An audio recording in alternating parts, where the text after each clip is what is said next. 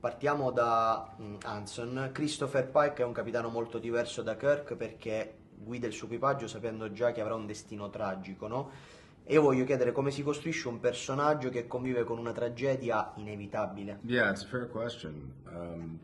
We actually felt that we needed to, before we could really start the series,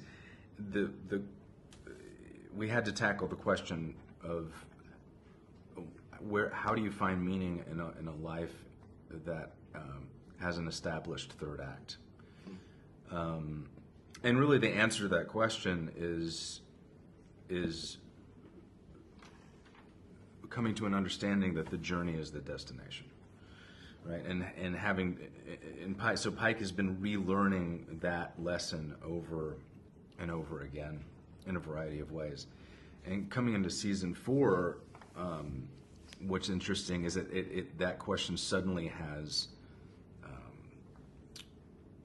consequence and weight, because he starts to wonder if he's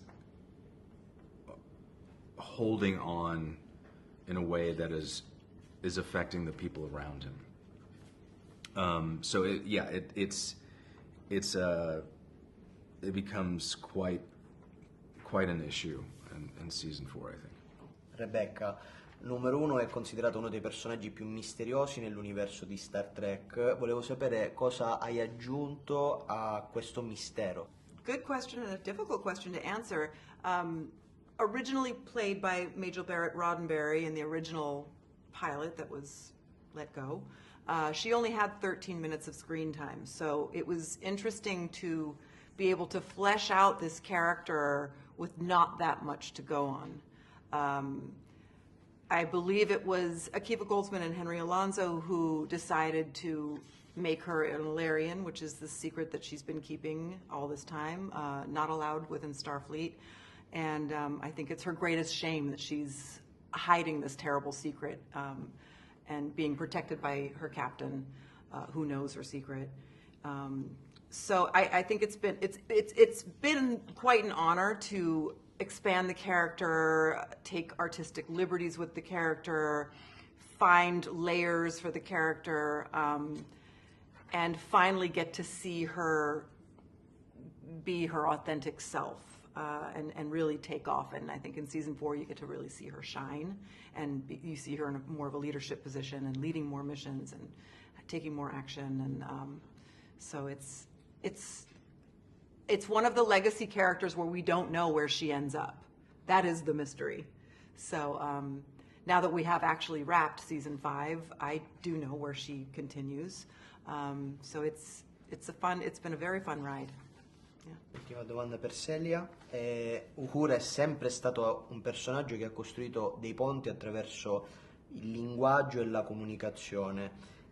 Secondo te, in un'epoca in cui, soprattutto complice la tecnologia, il dialogo è sempre più difficile, pensi che il suo ruolo abbia un'importanza ancora più urgente? Put me on the spot. I think that Uhura, as a communications officer, has always been incredibly important. She's often behind the captain, one of the first voices that people that we interact with hears.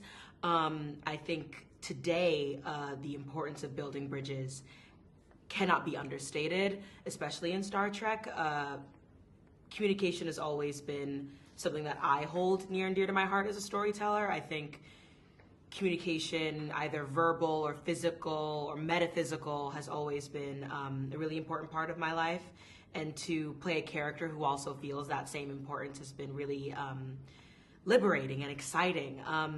Communication and the power of communication, the power of honest communication, cannot be understated. So while I can't say that Uhura is more needed now than she has ever been because of Nichelle Nichols' impact and the work that she has put into establishing a beloved legacy for this character cannot be usurped or taken for anything besides what it is. So to just have an opportunity to continue that legacy, to continue to impress that importance to future generations of Trek has been an honor and a privilege, and it has continued to remind me how important it is to advocate for oneself, advocate for one's team, and advocate for one's humanity.